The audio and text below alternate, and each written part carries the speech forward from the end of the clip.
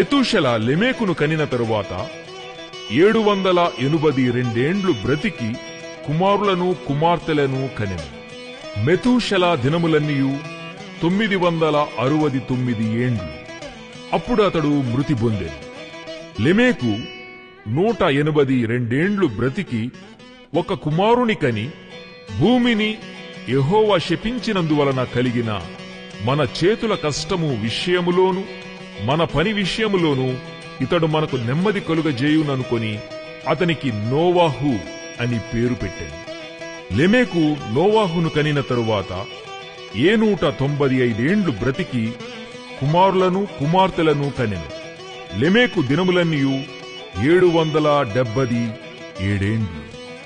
అప్పుడు అతడు మృతి పొందెను. నోవాహు 500 ఏండ్లు గలవాడై షేమును, హామును, యాపేతును కనెను.